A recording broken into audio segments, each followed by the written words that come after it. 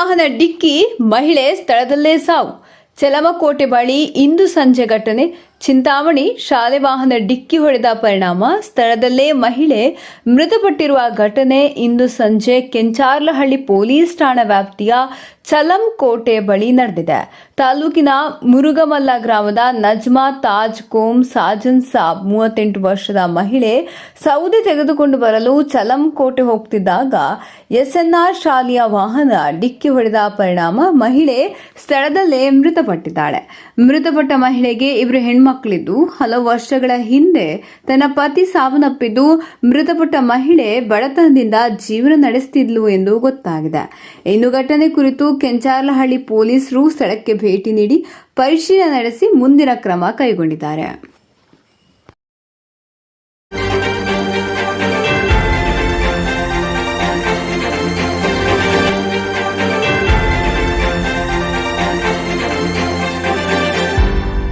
ನೀವು ನಮ್ಮ ಚಾನಲ್ಗೆ ಸಬ್ಸ್ಕ್ರೈಬ್ ಆಗಿಲ್ಲ ಅಂದ್ರೆ ಈಗಲೇ ಸಬ್ಸ್ಕ್ರೈಬ್ ಆಗಿ ಪಕ್ಕದಲ್ಲೇ ಇರುವ ಬೆಲ್ ಐಕಾನ್ ಕ್ಲಿಕ್ ಮಾಡಿ. ಮತ್ತಷ್ಟು ಅಪ್ಡೇಟ್ಗಳಿಗಾಗಿ ಫೇಸ್ಬುಕ್, ಇನ್ಸ್ಟಾಗ್ರಾಮ್, ಟ್ವಿಟರ್ನಲ್ಲಿ ಫಾಲೋ ಆಗಿ.